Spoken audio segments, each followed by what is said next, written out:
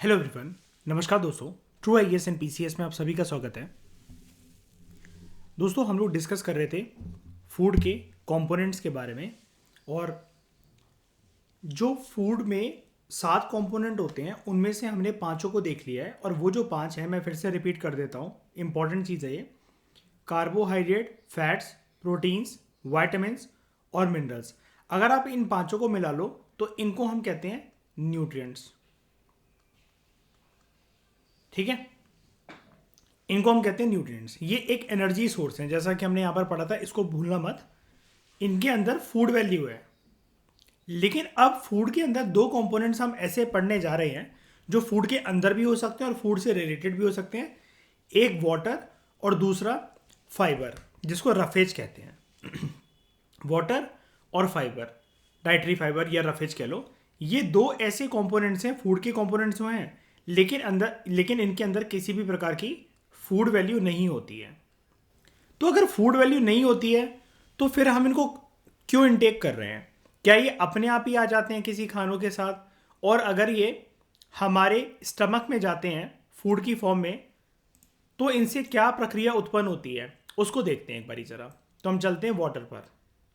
Water water जो है, it is essential for life. लेकिन जैसा कि मैंने आपको बताया, इसकी किसी भी प्रकार से कोई भी फूड वैल्यू नहीं है हमारी बॉडी के अंदर।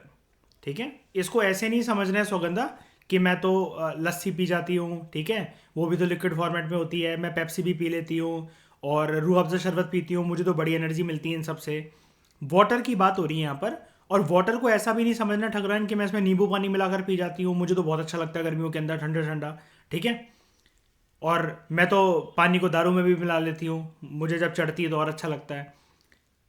ठकुराइन, इसका मतलब ये नहीं है, जैद समझ रहे हो? ठीक है, भावनाओं में नहीं बहना है, सिर्फ वाटर की बात। एक नॉर्मल वाटर जो कि आपके घड़ों में कंटेनर में होता है, बिस्लरी की बोतल, एक्वाफेना की बोतल, किसी भी चीज़ की बोतल जिसके अंदर पानी हो, स्वच्छ पानी हो, पीने लायक पानी हो, उसके अंदर किसी भी प्रकार की फूड वैल्यू नहीं होती है।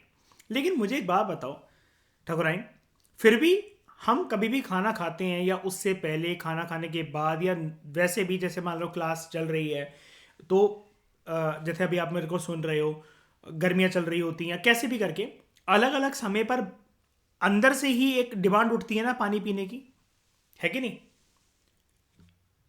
अब वैसे तो आपको भूख लगती है, वैसे तो आप किचन में ही पड़े रहते हो, वो तो ठूसने की बात हो गई। लेकिन फिर पानी की डिमांड क्यों उठती है? पानी मतलब पीकर क्या आपका पेट भर जाता है? क्या आपको एनर्जी मिल जाती है? ऐसा क्या हो जाता है? पानी की डिमांड ऐसे क्यों उठ जाती है? देखते हैं इसको। एक जो पर्सन है ना, वो खाने के बिना तो रह सकता है फॉर सेवरल वीक्स। ये चीज़ अप्लाई नहीं होती दोस्तों हमारी ठकुराइन के ऊपर, ठीक है, सौगंधा के ऊपर, बहुत सारे लोग हैं ऐसे। But they will die in few days without water. बताओ ठकुराइन, गलत कहा मैंने? ये फूड के बिना कह रहा है सेवरल वीक्स, ठकुराइन कह रही है सेवरल मिनट्स नहीं रह सकती मैं। वाटर जो है, water provides a liquid in which दूसरे सब्सटेंसेस जो होते हैं, जो हम खाना खाते हैं, वो उसके अंदर डिजोल्व कर जाते हैं। यानी कि जैसे कहते हैं ना, अगर जो पानी कम पीता है जैद, उसको मिसबा बीमारी, मतलब बीमारी नहीं, मतलब एक चीज हो जाती है, उसके अंदर स्टोन्स हो जाते हैं उसकी किडनी में। वो क्यों हो जाते हैं? ये जो फूड होता है ना, फूड हमेशा हम लोग किस फॉर्म में इंटेक करते हैं ठकुराइन, बताओ? फूड का फॉर्मेट क्या होता है?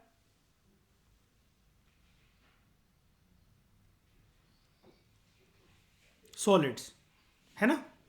जो पानी कम पीता है ना, कोई भी बंदा या बंदी अगर पानी कम पीते हैं ना, खाना तो वो खा रहे हैं लेकिन पानी बहुत कम पीते हैं, उनके घर वाले उनको कहते रहते हैं पानी पिया करो, पानी ज़्यादा पिया करो, अच्छी बात नहीं है। कभी कोई उनको दिक्कत हुई, वो डॉक्टर के पास दिखवाने गए तो डॉक्टर ने सजेशन दिया पानी कम पिए, लेकिन वो फिर भी बात नहीं मान रहे। कुछ सालों के बाद एक दिन से भयानक से उनको बहुत जोर की दर्द हुआ पेट के अंदर, कमर पे। वो ऐसा दर्द जो उनसे सहा नहीं जा रहा और वो कह रहे हैं कि बस अब मेरे प्राण निकले। वो होता है स्टोन्स का दर्द, जिसको हिंदी में क्या बोलते हैं? पथरी।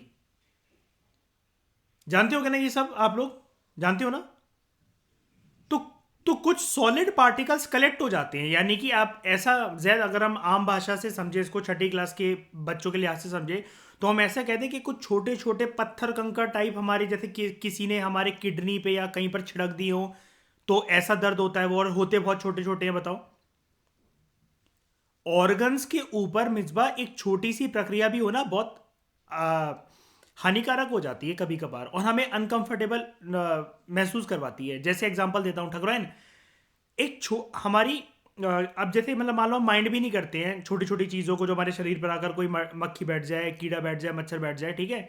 लेकिन एक छोटा सा तिनका अगर ठकुराइन आंखों में चला जाए या एक बाल आंखों में चला जाए, कितनी अनइजीनेस होती है ना,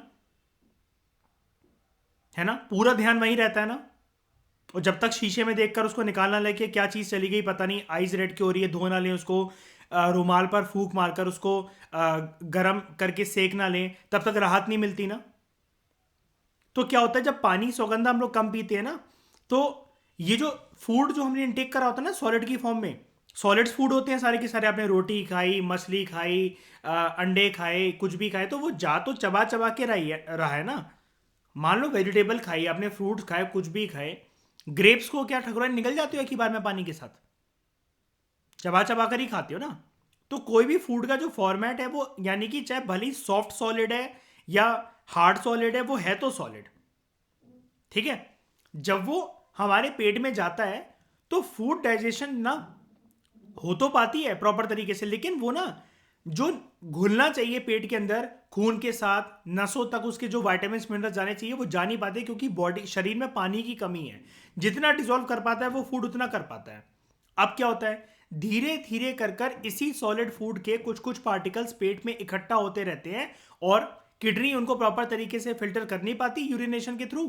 तो क्या होता है फिर उसके बाद, वो छोटे छोटे पार्टिकल्स वहां पर स्टक हो जाते हैं, जिसका रूप बन जाता है स्टोन्स और सॉलिड्स। स्टोन्स या फिर जिसको कहते हैं पथरी, सॉलिड फॉर्मेट के कुछ छोटे छोटे, आम भाषा के अंदर अभी के लिए ऐसा समझ लो कि दे आर छोटे छोटे पत्थर इन आवर पेट। बताओ जैद, सही कहा कि गलत कहा? ऐसे ही होता है ना स्टोन्स का प्रक्रिया। पहले बताओ मुझे, सबको ही समझ में आया? किसी को कोई टफ तो नहीं लगा सुगंधा प्रोसेस? ठीक है। तो water provides a liquid in which other substances can dissolve. अब समझ गए पानी पीना क्यों जरूरी है, ठीक है। And they move with in the body, या फिर हमारी बॉडी से वो चीजें ना एलिमिनेट भी हो जाती हैं। अच्छा एक और बात है, जरूरी नहीं हमेशा स्टोन हो, कभी कभार किसी किसी किसी किसी पर्सन को ना यूरिन इन्फेक्शन भी हो जाता है। मैं एक छोटी सी बात करता हूँ, देखो साइंस पढ़ रहे तो हर चीज की बात करना यहाँ पर ठीक है, ठीक है, हमें पता होना चाहिए, अच्छी बात है। मान लो कि किसी दिन आपने ना बहुत मसालेदार खाना खाया, बहुत मसालेदार, आपने मिर्ची भरा खाना खाया। अब क्या है कि आपको ना रात को असमंजस फील हो रही है, बिकॉज आपकी जो है यूरिन में जलन हो रही है, प्राइवेट पार्ट्स में आपके जलन हो रही है। अब क्या है, इसके लिए सिर्फ एक प्रक्रिया रहती है कि जितना ज़्यादा आप पानी पियोगे उतना ज़्यादा ये जो आपको जलन हो रही है, आपने कुछ मिर्ची वाला या गरम मसाले वाला खाना खाया था, उसके यूरिनेशन के थ्रू वो चीज़ पास हो जानी है। यानी कि इससे हम क्या समझ सकते हैं, पानी एक ऐसी चीज़ है कि अगर किसी फूड के अंदर हमारी बॉडी को जो अनईजीनेस, अनकंफर्टेबल पोजीशन पर लेकर जा रहा है, और हो सकता है किसी किसी खाने के अंदर टॉक्सिक पदार्थ भी मौजूद हो, तो उन टॉक्सिक वेस्ट को निकालने की प्रक्रिया जो होती है वो पानी से होती है। इसलिए कहते हैं कि अगर शरीर के अंदर कोई बीमारी अगर उत्पन्न हो रही होगी किसी ना किसी चीज़ की वजह से, खाने में अनशन कोई चीज़ चली गई होगी, मान लो कि संभावना है कि आपको फूड पॉइजनिंग हो सकती है। लेकिन जो पर्सन पानी को अधिक मात्रा में पीता है ना, बहुत अधिक मात्रा में अगर वो पीता है पानी, पानी तो जितना पिए उतना अच्छा है, ठीक है, तो उससे वो टॉक्सिक मटेरियल, वो आपने कोई गरम मसाला खाया, कोई मिर्ची भरा खाना खाया जिससे आपको जलन हो रही है आपके प्राइवेट पार्ट्स में, जब आप यूरिन पास कर रहे हो तो आपको जलन हो रही है, तो ये सारी चीज़ें जो होती हैं ये पानी के प्रोसेस से बाहर हो जाती हैं बॉडी से। बताओ एम आई राइट और रॉन्ग?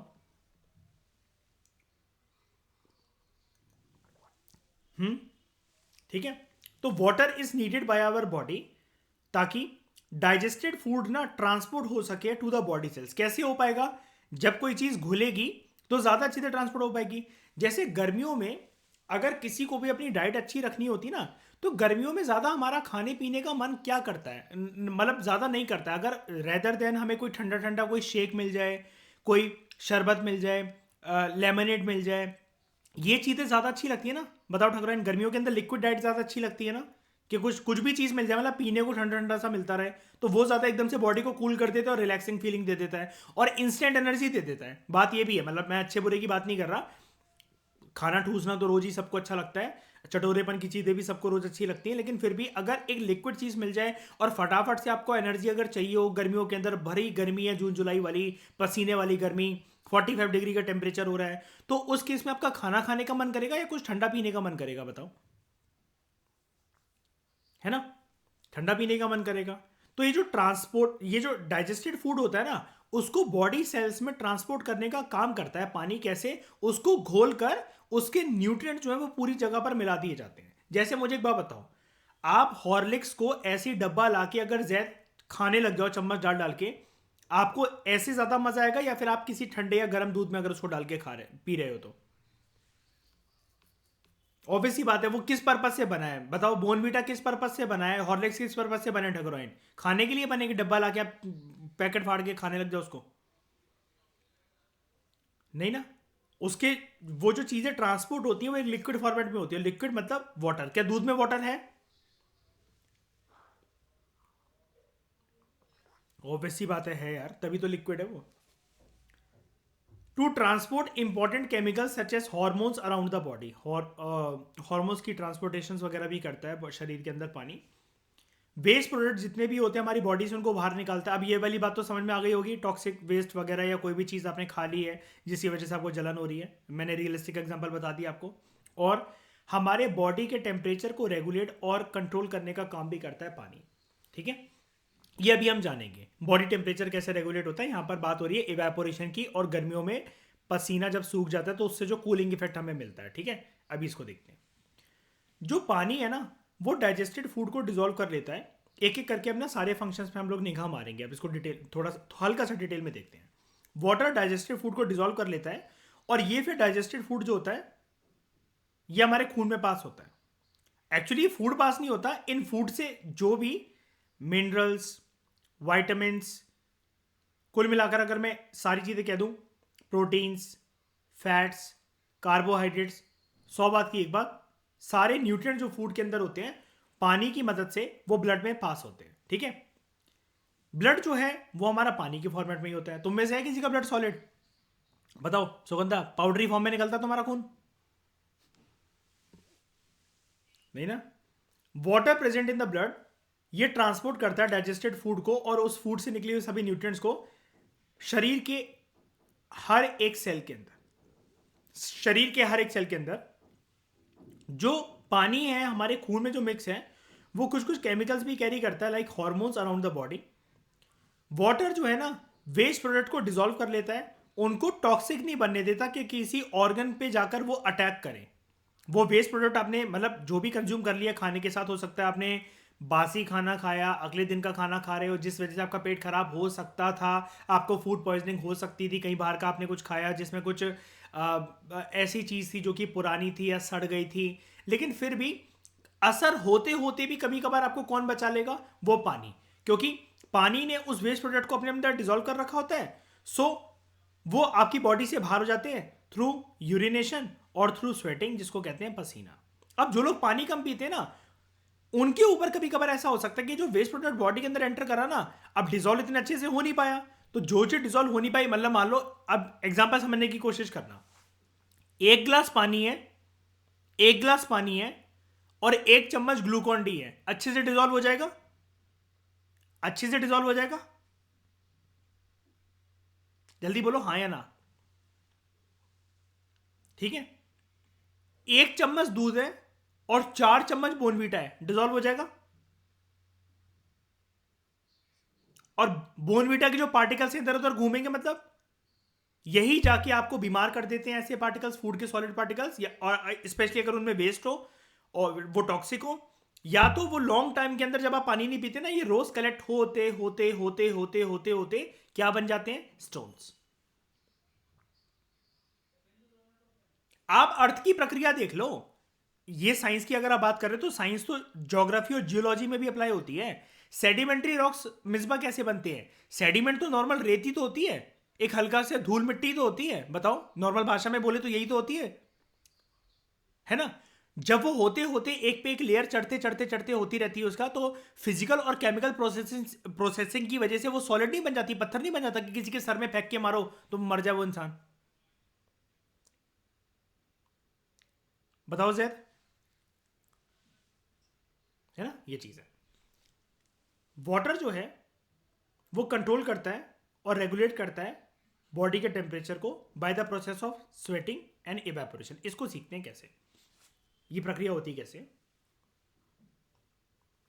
जब बाहर का टेम्परेचर काफी अधिक मात्रा में होता है, मई जून जुलाई के महीने में, हमारे शरीर से स्किन के पोर्स के थ्रू पानी बाहर निकलता है। किस फॉर्मेट के अंदर? पसीने के अंदर, स्वेट के अंदर। जब ये स्वेट इवेपोरेट होता है हमारे शरीर से, ठीक है, ये हमारे शरीर की हीट को एक्चुअली लेकर जा रहा होता है in the process of evaporation. जब हम हीट लूज कर देते हैं इस पसीने के थ्रू, और ये जब पसीना इवेपोरेट हो जाता है, हमारी जो खाल होती है, जो चमड़ी होती है, जो स्किन होती है, वो ठंडी पड़ जाती है थोड़ी बहुत, और हमें फिर एक कूलिंग इफेक्ट फील होता है एंड वी फील कंफर्टेबल। आपने एक चीज ऑब्जर्व करी है, पसीना भी लगातार नहीं निकलता रहता, थोड़े थोड़े टाइम के बाद आपको ठंडक भी मिलती रहती है ना? होता है ना? अगर आप जॉगिंग करने गए हो, वॉक करने गए हो गर्मियों के दिनों में, माथे पे बहुत ज्यादा पसीना आ रहा है, लेकिन आप उसके बाद भी लगातार अगर चलते जा रहे हो, चलते जा रहे हो, चलते जा रहे हो ना, फ्रेंड के साथ बात कर रहे हो, कुछ भी कर रहे हो, वो पसीना सूख जाता है कुछ टाइम तक आते आते। जैसे एक चीज ऑब्जर्व करिए, पार्क में जाते हो जब आप एक्सरसाइज कर रहे हो, गर्मियों के दिनों की बात कर रहा हूं मैं, जितना वहां पर पसीना आ रहा है आपको, लेकिन अगर आपका घर थोड़ा सा डिस्टेंस पे, हल्का सा, मतलब 5 मिनट 10 मिनट का रास्ता लग रहा है आपको घर तक आने में, उतना पसीना घर तक आते आते नहीं आएगा जितना उधर पार्क में आ रहा था, राइट? अब इसका मतलब ये नहीं है कि आप मेहनत नहीं कर रहे, आप तो लगातार चल रहे हो तब से, जब से घर से गए थे पार्क तक और पार्क से वापस घर तक आ रहे हो एक्सरसाइज करके, लगातार आप चल रहे हो। लेकिन पसीना ना ब्रेक लेता है, और वो ब्रेक को कहते हैं इवेपोरेशन कर रहा होता है, पसीना आपकी हीट को लूज कर रहा होता है। और फिर आपको क्या, जब इतना पसीना बाहर निकलता है तो मतलब इसका मतलब आपकी बॉडी से क्या बाहर निकल रहा है? पानी। तो फिर जितना पसीना निकाला है उससे अधिक मात्रा में क्या पीना चाहिए? पानी। क्योंकि अल्टीमेटली होगा क्या, मतलब एक नॉर्मल प्रक्रिया समझा रहा हूं, ऐसा पर्सन डेली अगर पानी नहीं पी रहा है, पसीना निकाले जा रहा है, एक्सरसाइज करे जा रहा है, रात को आके खाना खाएगा, वो सॉलिड वेस्ट इकट्ठा होता चला जाएगा, मतलब पूरे दिन में जब भी वो खाना खा रहा है, आगे चल के ऐसे पर्सन को या यूरिन इन्फेक्शन की दिक्कतें, टॉक्सिक वेस्ट या कोई फूड पॉइजनिंग वगैरह की दिक्कतें, या फिर स्टोन्स वगैरह, पथरी वगैरह बन जाएगा ऐसे लोगों के शरीर में। हमारी बॉडी को रोज 2 से 3 लीटर पानी चाहिए होता है, ठीक है? ये जो ज्यादातर पानी है, सबसे पहले तो हमें मिलता है नॉर्मल पानी को पीकर। और कहां से मिल जाता है? दूध से, चाय और कॉफी से भी मिल जाता है, और जो जूस वगैरह अगर कोई गर्मियों में पी रहा है तो। बड़े सारे फूड मटेरियल्स के अंदर भी वाटर होता है, दे कंटेन सम वाटर, इतना तो नहीं कि आपकी प्यास बुझेगी, लेकिन हाँ शरीर के अंदर पानी ऐसे जाता रहता है। फ्रेश फ्रूट्स के अंदर, ऑलमोस्ट सारे फ्रेश फ्रूट्स के अंदर पानी होता है, ऑलमोस्ट सारी वेजिटेबल्स के अंदर पानी होता है, ठीक है? लाइक जो हम रोजमर्रा के जीवन में सब्जी जिससे बनाते हैं, वो टोमेटोस, मेलन, कैबेज, लेट्यूस, मैंने आपको इसके पत्ते दिखाए थे लेट्यूस के, they contain a lot of water. हम लोग फिर क्या करते हैं, जब खाना बनाते हैं, सारे सब्जियों मसालों को मिक्स करते हैं, तो उसके साथ पानी में डालते हैं उसमें, कुकर में या कढ़ाई में, ठीक है? ये वाटर भी हमारे शरीर में जाता है। मतलब यानी कि जिसको आप करी कहते हो ना, किसी भी चीज़ के साथ, जैसे मैं मान लो बंगालन तुम फिश करी खाती होगी, ठीक है? तो वो पानी भी किसी ना किसी फॉर्मेट के अंदर जा रहा है, ठीक है? अब वो कह रहे हैं कि आगे बढ़ने से पहले और रफेज को डिस्कस करने से पहले हमें 3 टर्म का मीनिंग समझाना चाहता है राइटर। क्या? होल मील फ्लावर प्रोडक्ट्स, दूसरा फीएसिस, ठीक है, और तीसरा कॉन्स्टिपेशन। जो आटा जो आटा एंटायर व्हीट ग्रेन से बना होता है, होल मील ग्रेन से, जो होल ग्रेन से बना होता है, जो इसको होल व्हीट ग्रेन्स भी बोलते हैं, जिसके अंदर से ब्रैन जो है वो रिमूव नहीं हुआ है। ये ब्रैन क्या होता है, कोई मुझे बता सकता है? Anyone from the science side, बोलो।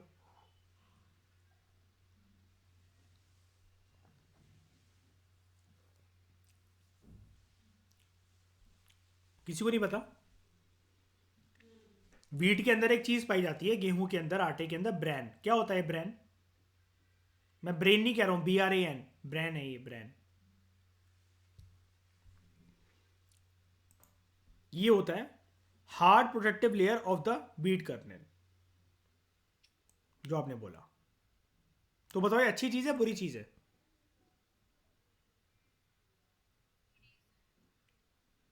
बताओ जैद, ये कह रही है बुरी है, बुरी होती है हर केस में क्या?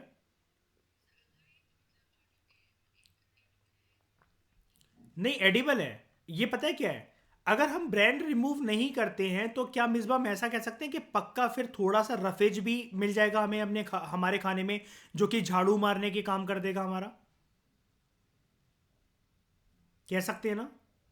तो सुगंधा डाइजेशन को और पाचन शक्ति को अच्छा करने में बल्कि मदद कर देगा ये तो। Yes yes yes yes. तो ये चीज़ तो अच्छी होती है। नहीं, ज़्यादा भी नहीं कर सकते, हर किसी को सूट नहीं करता। जैसे ये ना कभी कभार कुछ कुछ बीमारी जैसे जिसको आ जाती है ना शायद, तो डॉक्टर मना भी कर देता है कि आप ना विदाउट ब्रेन वाला वीट खाओ, उसकी रोटियां खाओ। होता है ऐसे। लेकिन ब्रांड को जर्नली जहाँ तक मुझे नॉलेज है, हमारे घरों में जो आटा आता है वो उसमें ब्रांड नहीं होता इतना, क्योंकि ये देखो, आप यहाँ देखो, brand is considered a measure by product from the flower milling. जब ये आटा पिसता है ना उसके बाद वो करके, तो आप क्या उसको देखो ना, हमारा आटा जो होता है हम लोग बारीक या प्रेफर करते हैं। और इनफैक्ट जो ये जो अ, आशीर्वाद वगैरह वाले जो थैली वाले जो आटे आते हैं, कंपनी क्यों डालेगी जानबूझ के कि किसी को अनइजीनेस फील हो, दाने दाने या तिनके फील हो? ये चीज़ आप अलग से थोड़ी ना डलवाते हो सकता है हेल्दी हो, लेकिन अलग से थोड़ी ना डलवाते हो। जैसे मैं आपको दो चीज़ें बताता हूँ, देखना सुनना ध्यान से ठकुराइन।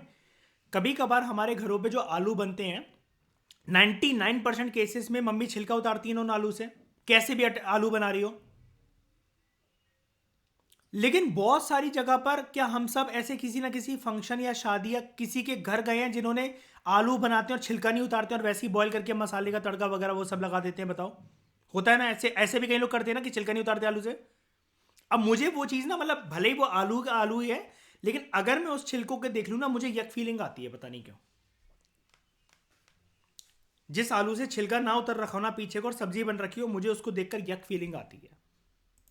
मैं नहीं कंज्यूम कर सकता, मुझे उस पता नहीं देख के एलर्जी हो जाती है उसको, उस आलू को।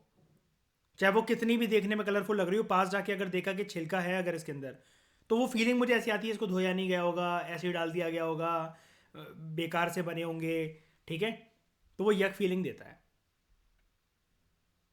जैसे कई लोग ना, मेहनत लगती है ना उसमें, मैं बिल्कुल रियलिस्टिक एग्जांपल ही दूंगा साइंस की क्लासेस में सबको।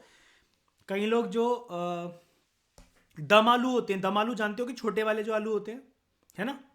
दम आलू के छिलके अगर उतारेंगे ठकुराइन, तो वो तो बहुत छोटे रह जाएंगे, उसको उतारना भी इतना आसान नहीं है। कोई चाकू वगैरह जो है वो तो फिर पूरा ही छील देगा, वो तो फिर मटर के दाने बराबर बन जाएगा, हर कोई छील भी नहीं सकता उसको, है ना? तो कई लोग क्या करते हैं कि दम आलू में कौन इतनी मेहनत करे, तो वो ऐसी छिलके के साथ काट काट के आधे आधे टुकड़ों में बना देते हैं ना, कि एक आलू से दो टुकड़े, एक लेफ्ट साइड एक राइट साइड, है ना? ऐसे ही कट जाते हैं सारे आलू छिलके के साथ। ये चीज़ है, तो ज़रूरी नहीं कि हर हर चीज़ की, जैसे अभी अभी हम वेजिटेबल्स वगैरह का भी पढ़ेंगे कि छिलके ज़्यादा उतारा जाए तो न्यूट्रिशन खत्म हो जाता है। इस चैप्टर में बहुत अच्छी अच्छी बातें आएंगी अभी और। लेकिन ज़रूरी नहीं है कि आप कंज्यूम करो ही करो उनको, और अगर नहीं कर रहे हो तो ऐसा बहुत मेजर न्यूट्रिशन लॉस हो जाएगा आपके शरीर में, ऐसा नहीं होता। ये बीट ब्रेन है, देखो इसके बेनिफिट्स देख लो ज़रा, इसके बेनिफिट्स देख लो। It loads on your blood pressure. जो इरिटेबल बोवल सिम्टम्स होते हैं, यानी कि अगर आप कुछ फीसेस वगैरह पास करने जा रहे हो तो फाइबर मिल जाता है, तो आपका पेट अच्छे से साफ हो जाता है। वेट मैनेजमेंट में मदद करता है, दिल के लिए बहुत अच्छा है, and it promotes healthy digestion. वही, क्योंकि रफेज है ना इसके अंदर, कोई भी चीज जिसका छिलका होता है जैद, उसके अंदर पक्का फाइबर होता है ना, है ना? और ये छिलका कैसा है ये देख लो, ये ऐसा है। लेकिन क्या हम ये कह सकते हैं मिसबा कि चलो इंसान अगर इतना ज्यादा नहीं खाते हमारे अच्छा एक चीज तो पता लग गई ना आपको, हल्का सा ना चाहती हुई भी व्हीट ब्रेन अगर आ गया है तो ठीक है, लेकिन जबरदस्ती हमारे आटे के अंदर नहीं पाया जाता। ये मानते हो ना इस चीज को? लेकिन लेकिन क्या हम ये कह सकते हैं कि अगर हम मान लो ठकुराइन, अगर हम सब मिलके फार्मिंग कर रहे होते और हमने कोई बकरियां रख रखी होती, ठीक है, कि हम बकरियों का दूध वगैरह पियेंगे, प्योर होता है, पेट को खराब भी नहीं करता और डेंगू वगैरह मलेरिया के पेशेंट के लिए भी अच्छा होता है, तो क्या हम ये बकरियों को और गाय भैंसों को चारे की फॉर्म में खिला सकते हैं? फिर तो अच्छा है ना ये, है ना? होता है, बिल्कुल यूज होता है। आपने एक चीज सुनी होगी ना, एक एक चीज जानते हो, अगर आपने नाम सुना हो कभी, भुस, जो गाय भैंसों को खिलाया जाता है ना, उसमें ये सारी चीजें जो ना, भुस में बहुत सारी चीजें न्यूट्रिशन वगैरह मिलाया जाता है। इनफैक्ट जो ऑयल केक होते हैं, सरसों का तेल जब निकलता है ना, तो वो एक ना ग्रीनिश ब्लैकिश कलर के एक ना मतलब टुकड़े निकलते हैं, पतले पतले से पापड़ी जैसे। वो भी सब मिलाया जाता है। मतलब जैसे हम लोग अपने खाने में चार पांच चीज़ें नहीं मिलाते, कि दही भी ले लिया, थाली में अचार भी रखा हुआ है, सलाद भी रखा हुआ है ना, चीनी भी है, कोई रोटियां भी हैं, चावल भी हैं, दाल भी हैं। तो कोशिश करी जाती है कि गाय भैंस भेड़ बकरियों को बहुत कुछ मिला के खिलाया जाए। ठीक है, उनके उनके अंदर भी वो न्यूट्रिशन पहुंचे, फाइबर पहुंचे, वो पहुंचे। क्यों? उनसे हमें क्या चाहिए? दूध चाहिए, क्योंकि उनसे हमें दूध चाहिए उनसे हमें। तो क्या ये बकरी गाय वगैरह के लिए सेफ है खाना ये? है ना? ये किसी को कोई भी डाउट है, बताओ ब्रांड से। हम्म, जल्दी बताओ। तो होल मील फ्लावर क्या होता है, जिसमें से ये छिलका रिमूव करा गया है कि नहीं करा गया है? होल मील फ्लावर किसको कहेंगे, कौन से आटे को कहेंगे? ब्रांड रिमूव करा गया, छिलका रिमूव करा गया कि नहीं? नहीं करा गया, इट इज नॉट रिमूव्ड। ठीक है। Whole meal flour products include whole meal chapati and whole meal bread. अब क्या होता है, होल मिल ब्रेड यार और होल मिल चपाती हो सकता है किसी को अच्छी ना लगती हो। तो शहरों में ना ये जो कंपनियां होती है ना, डॉक्टर ओएटकर के जो आटे आते हैं, आशीर्वाद का आटा आता है, और भी बहुत कंपनियों का आता है। तो इन्होंने अब ये होल मील चपाती और ये करके इसकी जगह एक नया कंसेप्ट ला दिया कि भैया अब लोगों को पता नहीं है, चोबे अच्छे ना लगे, वो सोचे कि कंकड़ है इस आटे में, पता नहीं क्या है, इतना आटा रफ क्यों है। तो अब एक नया कंसेप्ट आ गया, आप लोगों के घर के अंदर भी हो सकता है ऐसी आटे की बोरियां आती हों, मल्टीग्रेन आटा। मल्टीग्रेन आटा, यस, मल्टीग्रेन आटा खाया जाता है। मल्टीग्रेन आटा ना एक्चुअली, हाँ हाँ, होल व्हीट चपाती वगैरह खाई जाती है ना, एनर्जी वगैरह के लिए अच्छी होती है, एनर्जी बूस्टर के लिए बहुत अच्छी होती है। और जिसका ना, ये कौन खाता है मैं बताता हूँ, जिसको ना गैस वगैरह की समस्या रहती है ना, जिसका पेट अच्छे से साफ नहीं होता रोज सुबह, है ना, वो वॉशरूम जा रहा है और वो फीसेस अच्छे से पास नहीं कर पा रहा, तो डॉक्टर कभी कभार ये रिकमेंड कर देते हैं सुगंधा, कि आपका अगर पेट पास नहीं हो रहा ना, तो ये झंडू पंचारेस्ट और ये कायम चूरन और ये सब, इससे बेटर है कि आप अच्छी सी वॉक करो, अच्छे से एक्सरसाइज करो, थोड़ी बहुत पेट की एक्सरसाइज कर लो, और खाने में ना होल मील चपातियां खाओ, क्योंकि उसके अंदर फाइबर है, तो वो ऑटोमेटिकली सारे की सारी चीजों को आपकी लार्ज इंटेस्टाइन तक लेकर जाएगा और स्मॉल इंटेस्टाइन तक। वो खिसकाएगा, मतलब इसकी झाड़ू ना ज्यादा तेज लगती है। जैसे देखो ना, नॉर्मल आटा कभी भी हमारा ऐसा कहां दिखता है कि उसमें ये सब मिल रखा हो, लेकिन अगर ये दिख रखा है तो कुछ ऐसा नहीं लग रहा कि हमारे पेट के लिए तो पक्का ये झाड़ू या पोछा टाइप ही है, कि मतलब ये कुछ ना कुछ साफ कर देगा, क्योंकि ये ऐसे पदार्थों से बना है भाई। ये अब ये लग तो रहा है कि टाइट सी चीज है कोई ये, और ये हमारे पेट के लिए अच्छा माना जाता है। अब आप कहोगे कि हर कोई क्यों नहीं खा सकता? यार हर कोई इसलिए नहीं खा सकता क्योंकि कभी कभार हो सकता है कि फिर बार बार किसी को ना वॉशरूम जाने की अर्ज मचे। रोटी खाई पेट खराब, रोटी खाई पेट खराब, हर किसी की पाचन शक्ति नहीं होती ना फिर उतनी। जैसे एक नॉर्मल सा एग्जांपल और देता हूं, शहरों में जो थैली वाला जो दूध पीते हैं लोग, मदर डेयरी और अमूल का जो दूध पीते हैं, तो वो ना इतना ज़्यादा हैवी नहीं होता। उसमें भी कई लोग ना डबल टोन्ड और टोन्ड पीते हैं चाय वगैरह बनाने को, कि फुल क्रीम नहीं पी पाते, उनको डाइजेस्ट नहीं होता। यही अगर गांव में जाके आप अगर भैंस का प्योर दूध पियो, जिसमें पानी भी ना मिलाओ, मतलब गर्म कर लिया, बॉईल कर लिया आपने अच्छे से, लेकिन पानी वानी कुछ नहीं मिलाया, आपका कम से कम 4 से 5 दिन पेट खराब रहेगा, क्योंकि उसके अंदर इतना फैट होगा, इतनी क्रीम होगी, वो आपका पेट डाइजेस्ट ही नहीं कर पाएगा शुरू शुरू में, because you are not habitual of drinking that milk. तो ये होता है। अब जैसे पता है क्या है, हमारे घरों में होल मील चपाती इतनी ज्यादा नहीं आती, या जिनके घरों में अगर मल्टीग्रेन आटा आता है तो उसके लिए तो ठीक है, लेकिन जिसके घर में नॉर्मल आटा आता है ना, वो ठीक है। होल मील चपाती अगर किसी को खिला दी जाए 1-2 दिन तक, तो उसका पेट शुरू में हो सकता है खराब रहे 1-2 दिन, क्योंकि देखो ना, क्लेंजिंग, पेट खराब होने का मतलब क्या है, क्लेंजिंग हो रही है ना पेट की, क्लेंजिंग हो रही है ना पेट की। इसलिए कहते हैं, डॉक्टर भी कहते हैं जैद, मतलब अगर मैं बोलूं तो सुना होगा आप सबने मिसबा, कि लूज मोशंस भी होने अगर हो रहे हैं तो अच्छी बात है, कभी कभार आपके पेट की क्लेंजिंग होती है।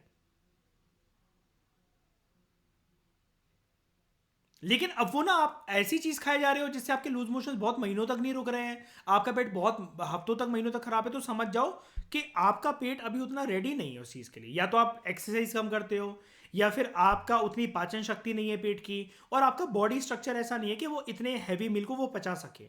मैं आप लोगों के लिहाज से बात कर देता हूँ सौगंधा, आप जैसे नॉन वेजिटेरियन हो, तो क्या मुझे एक बात बताओ, जैसे मान लो कि मैं ना आधा किलो पनीर खा सकता हूँ, पनीर टिक्के खा सकता हूँ, सोया चाप खा सकता हूँ, लेकिन ज़रूरी है क्या कि अगर मैं चिकन खाऊं या अंडा खाऊं या फिश खाऊं तो वो डाइजेस्ट हो ही जाएगा मुझे? काफ़ी हैवी होती है ना वो चीज़ें तो, है ना? और होल व्हीट ब्रेड की जगह अब ये चीज़ भी हो सकता है कि लोगों की तबीयत खराब कर दे, तो इसकी जगह कंपनीज क्या लेकर आ गई है? Multigrain bread. ठीक है। अब वेस्ट मैटर जो कि हमारी बॉडी में रहता है after the food has been digested, इसको कहते हैं फीसेस। हम लोग फीसेस को डिस्चार्ज करते हैं when we go to toilet. कभी कभार फीसेस हार्ड बन जाते हैं and it is difficult to discharge. और ये कब होता है? अगेन, जब लोग पानी वगैरह मतलब कम पीते हैं, या फिर वो ऐसे ही ज़्यादा बहुत ज़्यादा हाई क्वालिटी का फाइब्रस फूड खाते चले जा रहे हैं जो कि उनके पेट को सहन ही नहीं हो रहा, और पानी इतना ज़्यादा कम पी रहे हैं, या फिर जितना पी रहे हैं वो ठीक है लेकिन बॉडी को और डिमांड है पानी की क्योंकि उस सॉलिड फूड को डिजोल्व करना है। ठीक है। तो जब डिफिकल्टी आती है पर्सन को हार्ड फीस जो फीसेस हार्ड हो गए उनको बॉडी से डिस्चार्ज करने में, इसको कहते हैं कॉन्स्टिपेशन, हिंदी में इसको कहते हैं कब्ज की समस्या।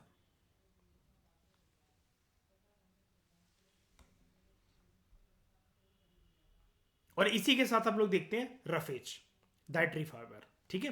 अब रफेज समझ गए ना, ये सब झाड़ू वगैरह की फॉर्म में ही है ये, जो कि मैंने पहले लेक्चर में आपको बताया था। ये इसके अंदर क्या रफेज है, क्या बताओ? इस ब्रांड के अंदर रफेज है? अगर ये ब्रांड को हटा भी दूं, नॉर्मल व्हीट की बात करूं, नॉर्मल आटे की बात करूं, व्हीट की बात करूं, तो इसमें रफेज है क्या? है। बिल्कुल बिल्कुल बिल्कुल होता है। ठीक है। देखते हैं अभी। रफेज ना एक ऐसा फाइबरस मैटर होता है, फाइबर इन द सेंस जैसे कि मैंने आपको बताया था, याद है वो झाड़ू का क्लेंजिंग का काम करेगा।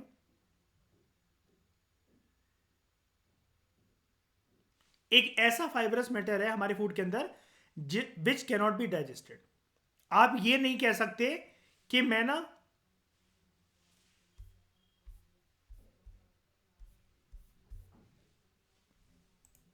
इसमें मसाले बनाकर कुछ ना कुछ खाऊंगा, इसमें नींबू प्याज और ये सब डाल के मैं खाऊंगा। बताओ जैद ये खाने की चीज है ऐसे ये रॉ फॉर्म में? और फूड वैल्यू तो होती ही नहीं है पहली बात तो, याद है ना अभी हमने ऊपर पढ़ा, पानी और इसकी तो फूड वैल्यू होती ही नहीं है। रफेज एक ऐसा फाइबरस मैटर होता है जो डाइजेस्ट नहीं हो सकता।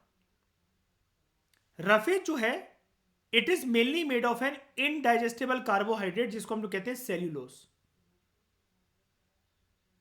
जो कि प्लांट की सेल वॉल के अंदर प्रेजेंट होता है, याद रखना। यानी कि ये जो झाड़ू है, हम लोग कहते हैं ना झाड़ू की तीली, झाड़ू की सीके, तो इस झाड़ू की सीके किस चीज से बनी है? इस झाड़ू की सीके किस चीज से बनी है? नहीं नहीं, ब्रांड तो यार एक एग्जांपल है, वो सेल्यूलोज से बनी है। और सेल्यूलोज अपने आप में किस चीज की दीवार है, कहां पर प्रेजेंट है? प्लांट के सेल वॉल में, सेल वॉल में। हर एक सेल की ना ठकुराइन एक कवरिंग होती है प्लांट में, हम पढ़ेंगे इसको 9th क्लास की बायो में। हर एक सेल की ना एक आउटर लेयरिंग भी होती है प्लांट में, उसको कहते हैं सेल वॉल, जो कि प्रोटेक्ट करता है प्लांट के अंदर कि ज़्यादा पानी एंटर ना हो, या फिर पानी को अगर बाहर निकालना हो, ये सब चीज़ें।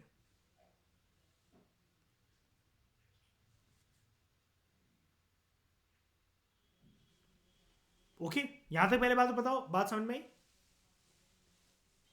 तो रफेज एक फाइब्रस मैटर है जो हमारे फूड में होता है, डाइजेस्ट नहीं हो सकता। ये इनडाइजेस्टेबल कार्बोहाइड्रेट से बना होता है। और इनडाइजेस्टेबल कार्बोहाइड्रेट को क्या कहते हैं, ये क्वेश्चन आ सकता है। इनडाइजेस्टेबल कार्बोहाइड्रेट को हम लोग प्रोटीन कहते हैं, फैट्स कहते हैं, लिपिड्स कहते हैं, सेल्यूलोज कहते हैं। क्या कहते हैं बताओ अगर मैं ऑप्शन दूं ऐसे तो? प्रोटीन, फैट्स, लिपिड्स या सेल्यूलोज? क्या सीखा आपने? सेल्यूलोज। और इनडाइजेस्टेबल कार्बोहाइड्रेट का एक और रूप क्या है? क्या रूप है? रफेज। एक और रूप क्या है? Dietary fibre. क्लियर है? आज 3 नाम सीख गए आप इसके, तो यहीं पर लिख देना इसको। ठीक है।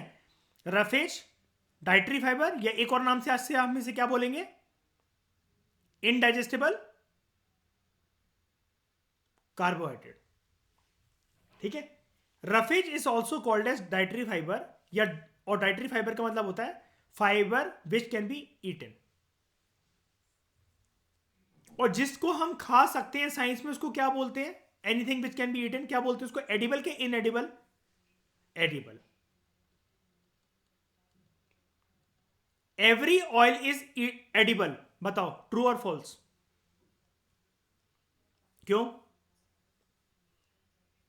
हाँ, मिट्टी का तेल पिया कभी सुगंधा? मिट्टी का तेल पिया कभी? मिट्टी का तेल, पेट्रोल में कभी खाना बनाया?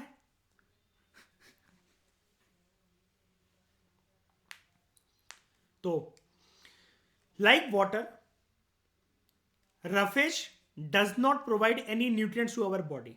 रफेज भी हमारी बॉडी को कोई न्यूट्रिएंट प्रोवाइड नहीं करता, तो भाई मैं क्यों लूं उनको? अब देखो जैद, यहां पर बात ही आती है मिसबा, लेने की बात नहीं है, कभी कभार जो हम खाना खाते हैं उसके साथ ही ये अटैच होकर चले आते हैं हमारी बॉडी के अंदर, हम कह सकते हैं क्या, है ना?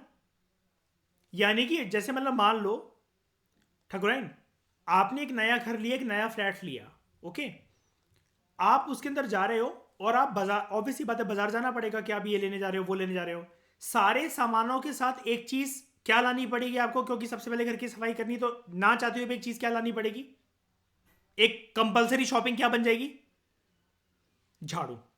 और यही झाड़ू क्या है, रफेज। तो यानी कि ये कह सकते हैं कि नए घर में जो जो सामान आएगा उसके साथ झाड़ू तो पक्का आएगी आएगी शुरुआत में, है ना? ऐसी हमारे खाने के साथ ही है कि हमारे शरीर की मेंटेनेंस के लिए, जो हमारे शरीर में, जैसे मान लो सुबह उठते साथ ही हमारा शरीर पूरा हल्का है, हम वॉशरूम होकर आ गए, वो होकर आ गए, अब ये बिल्कुल एक नया घर बन गया है, अब भाई इसको सजाना है, कुछ ना कुछ डालना है, क्या आज देखते हैं, मम्मी से पूछते हैं क्या बना है क्या नहीं बना है, तो जो भी वो हमें खाने को दे रही है, क्या हम कह सकते हैं कुछ ना कुछ ऐसा आइटम होगा पक्का उस मेरी थाली के अंदर जो मुझे परोसी जाएगी, कि जिसके अंदर, जिसको फूड की लैंग्वेज में झाड़ू कहते हैं, रफेज भी होगा उसके अंदर, बताओ, है ना? तो like water, roughage does not provide any nutrients to our body. Roughage का इसका मतलब उसके पास कोई भी फूड वैल्यू नहीं होती है, लेकिन इसका फूड में होना is considered as essential. Roughage जो है it is needed for the normal functioning of the digestive system. ये कैसे होता है देखते हैं इसको। Roughage provides bulk to the food, एक पुश देता है फूड को, ये फूड और वेस्ट मैटर को, जो कि फेसेस होते हैं, it keeps them moving along the intestine and it helps to prevent constipation, ताकि वो अच्छे से पास हो सके और कब्ज ना हो, वो हार्ड ना बने, इसलिए इनकी मूवमेंट करता रहता है। अब देखो इसको समझने का तरीका क्या है, ये हार्ड ना बने, क्योंकि वो कह रहा था ना कि कॉन्स्टिपेशन तो तब होती है जब ये जो फेसेस हो जाते हैं हार्ड बन जाते हैं। आप ऐसा समझ जाओ, अगर मान लो कि मिसबा आप पढ़ाई के चक्कर में ही सही, लेकिन एक ही जगह कमरे में बैठे रहते हो, आपकी मूवमेंट ही नहीं हो रही 6-7 महीने से, तो आपका वजन बढ़ेगा कि नहीं बढ़ेगा, कि कम होगा, बताओ? बढ़ेगा ना। और यही अगर आप मूवमेंट करते रहो तो कंट्रोल में रहेगा। ऐसी ही है, अगर रफेज जो है ना सुगंधा, ये फूड को ना मूव करता रहता है इधर से उधर, और वेस्ट मैटर को भी, ताकि वो हार्ड ना बने, क्योंकि एक जगह बैठे बैठे, जैसे कि अभी मिसबा के एग्जांपल से मैंने बोला, पर्सन के अंदर वजन बढ़ जाएगा, और ये वजन बढ़ जाएगा ना अगर फेसेस का, ये अगर हार्ड हो गया तो ये फिर पास नहीं हो पाएगी अच्छे से बॉडी से बाहर, जिसकी वजह से कॉन्स्टिपेशन की दिक्कत हो जाएगी। रफेज हमें कहां से मिलता है? It is mainly provided by the plant products, जो कि हमारे फूड में होते हैं। अब ये देखो, ज्यादातर ना रफेज प्लांट प्रोडक्ट्स से ही आता है। नॉन वेजिटेरियन फूड में ज्यादा 90% प्लांट प्रोडक्ट्स में होता है रफेज, नॉन वेजिटेरियन फूड में ज्यादा नहीं होता रफेज। मानते हो इस चीज को? बताओ, है ना? जैद, मुर्गा खाते हो? मुर्गे के पंख भी खा लेते हो क्या? हैं? बकरा कच्चा चबा के खा लेते हो क्या, कि उसकी स्किन उतारते हो?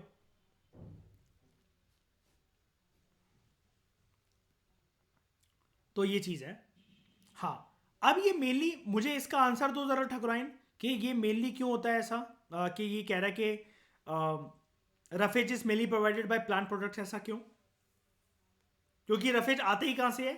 रफेज एक इनडाइजेस्टिबल कार्बोहाइड्रेट है, सेल्यूलोज है जो कि प्रेजेंट मौजूदा नेचुरल तौर पर होता ही कहाँ है, पहली बात तो प्लांट की सेल वॉल में। अब समझ गए इसका रीजन क्यों है, कि अगर कल को मिस बाय क्वेश्चन आ जाए कि why roughage is mainly provided by the plant products, मिला इसका आंसर आज कि रफेज प्लांट प्रोडक्ट्स में ही क्यों पाया जाता है ज्यादातर, उसी से मतलब उसी से क्यों प्राप्ति होती है हमें रफेज की, क्यों? क्योंकि रफेज एक इनडाइजेस्टिबल कार्बोहाइड्रेट है जिसको सेल्यूलोज भी कहते हैं, ठीक है, और वो कहां पर प्रेजेंट है, प्लांट की सेल वॉल के अंदर। तो some of the good sources of roughage या dietary fibre in our food are, या इनडाइजेस्टिबल कार्बोहाइड्रेट सेल्यूलोज, क्या है ये? Fruits, vegetables and whole meal flour products such as whole meal chapati and whole meal bread. तो क्या मैं ये कह सकता हूं, राइटर सॉरी एग्जामिनर मुझे कंफ्यूज करने को ये भी तो दे सकता है शायद ऑप्शन के अंदर, कि फ्रूट्स में होता है, वेजिटेबल्स में होता है, वीट में होता है, वीट फ्लावर में या ब्रेड में, कुछ भी लिख देगा, और वो ये भी तो मुझे ऑप्शन दे सकता है ठाकुरन, बताओ। कंफ्यूज करने को ब्रेन भी तो बोल सकता है वो। अब मैं बैठ के पेपर के अंदर सोच रहा हूँ भाई ये ब्रेन क्या होता है यार, यार ये तो नहीं पता यार कि ब्रेन में होता है रफेज के नहीं होता। बताओ मिसबा, हमारा टाइम वेस्ट कर सकता है ना एग्जामिनर इसको डाल के ऑप्शन को। और ये चीज किससे अंडरस्टूड है, कि जो भी कोई चीज होल मील है, चाहे वो ब्रेड है, चाहे वो चपाती है, चाहे वो आटा है, उसके अंदर ब्रेन इंक्लूडेड है कि नहीं है? है। और ब्रेन का मतलब क्या, छिलका है ना जैद। और वो कोई किसी भी चीज का छिलका हो कुदरत के अंदर, हमेशा उसके अंदर क्या होता है,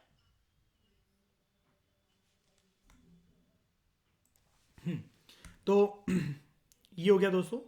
अब यहां पर इधर देख, इसका जरा आंसर देना मुझे। Name the major nutrients provided by the following food stuffs. Butter क्या देता है हमें, जल्दी बताओ। फैट, फैट पोटैटो से स्टार्च कार्बोहाइड्रेट है ना, पूरा नाम बोलना है आज से हमें ना। चपाती, ठीक है, बीट से आप वो भी बोल सकते हो। फिश, शुगर, कौन सा वाला कार्बोहाइड्रेट? नहीं नहीं नहीं नहीं नहीं नहीं नहीं, केन शुगर है ना। इसका दो, main carbohydrate which we eat in our food is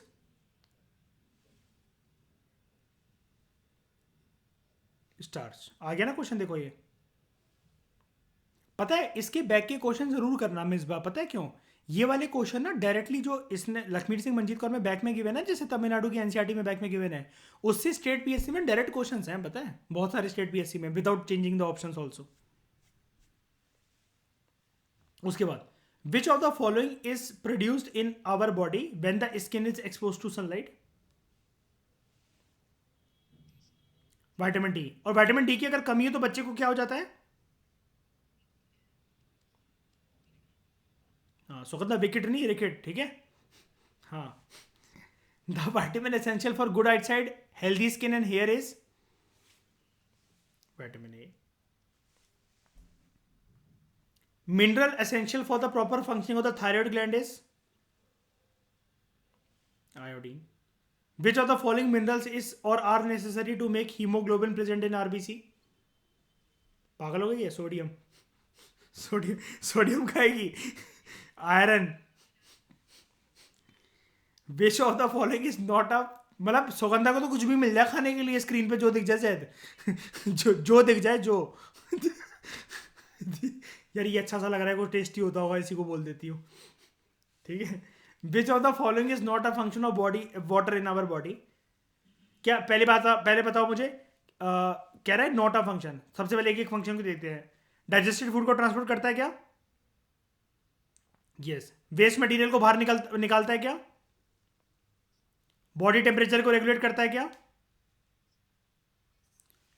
energy को भी रिलीज कर देता है।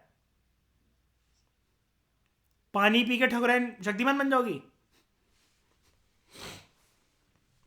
The vitamin which prevents rickets disease in children is vitamin D. Which of the following is necessary for the normal growth of bones and teeth?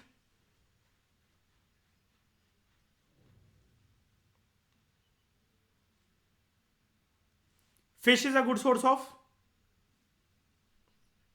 पागल हो गई है? Iodine होता है यार। नहीं, फॉस्फोरस देखो हमने क्या सीखा था चैप्टर के अंदर, क्या मछली के अंदर ये सारी चीजें पाई जा सकती हैं जैद? बताओ मिसबा, पाई जा सकती है? Yes, it can be the possibility, कुछ कुछ मात्रा में हो सकता है ना। लेकिन हम हमेशा किसी भी चीज को ये क्यों बोलते हैं कि इसके अंदर कार्बोहाइड्रेट है या वो, क्योंकि उसके अंदर वो चीज क्या है, मेजर मात्रा में अवेलेबल है, राइट? हाँ हाँ, ये देखो ना, क्या यार बंगालन तुमने आज जाके बे ऑफ बंगाल में जान देते हो तुम अपनी। Sea food like sea fish is a good source of iodine.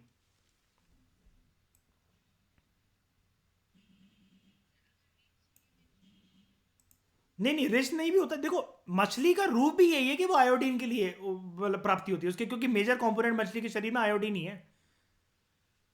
ठीक है, वो भी मिलेगा आपको अगर, हाँ लेकिन, हाँ कोई भी सी फूड हो, वेरी गुड, कोई भी सी फूड, किसने बोला ये वाली बात? हाँ, कोई भी सी फूड उसके अंदर ना आयोडीन होता है, खारापन होता है। दूसरी चीजें पाई जा सकती है, हाँ, अगर ऐसे ऑप्शन होता, रिच अगर नहीं होता उससे मतलब नहीं है सौगंध, अगर ये ऑप्शन होता 1 and 3 ओनली, तो 1 and 3 होता उसका आंसर फिर। हाँ, विच of the following foods can help in keeping the thyroid gland healthy? बताओ। देखो, इसको देखते हैं, हमने कहाँ पढ़ा था थायराइड के बारे में?